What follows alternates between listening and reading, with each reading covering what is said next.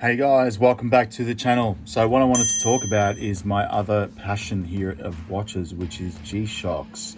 These are Casio G-Shocks. Now you guys are probably thinking, what the hell is he doing talking about G-Shocks? But I am a fan of G-Shocks and I have been for a while. I've got a couple in my collection, but one I wanted to talk about today, which I just pulled out the other day, is my G-Shock GPW1000. Now this one here I got probably close to, I don't know, four years ago now. And incredibly, this particular watch I've had literally in the back of my closet and in complete darkness with no solar power, and this thing still went into a hibernation mode, and I just pulled it out and it just started ticking again when I pushed the light button here, which is awesome. So yeah, this is the GPW1000. I'm not sure of the reference number. I think it's GB-1A. Forgive me, G-Shockers, but yeah. So this one here is an awesome timepiece, and what really caught my eye was the fact that it is a GPS receiver in here. So this thing here, you never have to worry about setting the time. It's automatic. It picks up both radio and GPS signals from satellite here, which is awesome. You know, it's one of these watches I've used from traveling overseas as well. When you're in a different country, it just automatically picks up the time zone, either via radio waves or via the satellite system, which is pretty cool here. So, and it is a big chunky watch as well. Obviously you know, the bracelet here is not metal or anything, it's just plastic, which is, you know, it is what it is, but you can get these on a rubber strap, which I think are more robust anyway.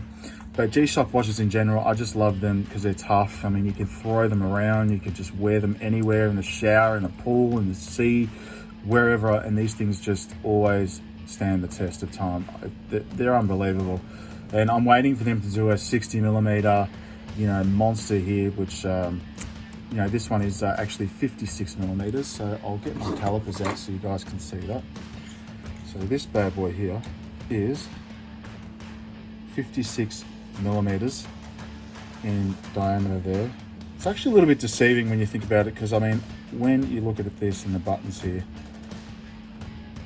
it's actually a little bit smaller. It's about 53mm there. So the main diameter of the case is just here, and obviously the lug to lugs, it is 60.4, if you guys can see that there. It's a big watch, and obviously case thickness here, I forgot that one. How important is that? Let's have a look at that. It's what do we got here? 17mm thick, or 18mm thick. Can you see that? So yeah, I am a fan of G-Shocks, believe it or not. You know, I'm obviously, you know, everyone knows I'm a huge fan of, you know, the Panerais and Nebbies, and, you know, all kinds of those watches there, those military and Zlatus, Russian divers. But G-Shocks to me are pretty cool, man. They're I reckon they're cool. I do have a few of these in my collection. I've also got the Rangeman as well, which is the big mother. It's about 58mm, so it's another 2mm on this in diameter right round. But that is a digital. I hope to see that as an analog. Anyway, so a couple features about this watch. So this one here has world time.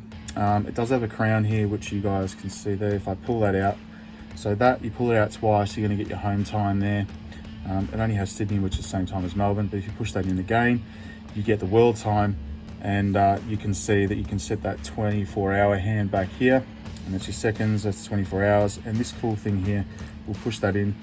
If you click this button down the bottom left here, so it has obviously stopwatch, timer, alarm, DST, STD, and auto features. So if you push that here, you can scroll through these. It just goes back here, and it's obviously got your days along the side here, your date view here, and you can see I've just pushed that there. It's doing its thing. Now the cool thing is, obviously this is the GPS function here. So if I press this down now, I'm inside at the moment, but press and hold that down, you guys can see that. So time, so now it is trying to find the satellite signal, the GPS signal there, but obviously it won't work. And I did this the other night just to check if it did work, and it actually did. It picked up the signal outside, which is awesome. and it obviously sets the time wherever you are in the world. And I think that's pretty cool. But that's, other than that, it's a pretty basic watch. The light function at the bottom there, I'll cancel that. Is that going to stop? Let's have a look. Yep. Okay, so there's your light there. This thing is as bright as a torch, really bright, and the lume's really good too. Too light in here, but you won't be able to see that. Anyway, so yeah, the case back is there. You can see that. Overall, a great timepiece. This thing is shock resistant here. See, I mean, it has vibration resistance, shock resistance. It's got solar, as you can see, the solar panel at the back there.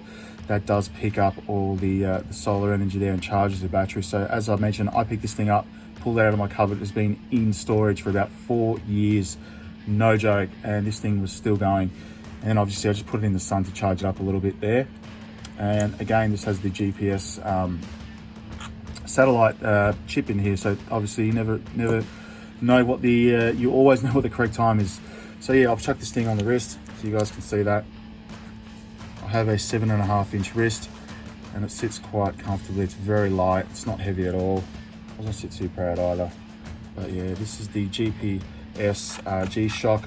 GPW1000 model. So guys, thank you very much for sticking around, and I do want to get the Mudmaster next, which is similar, exactly virtually the same size as this one, but it is different features. It has an analog in there and digital, analog and digital combined, and it is mud resistant as well. Not that I'm going to go swimming in mud, but anyway.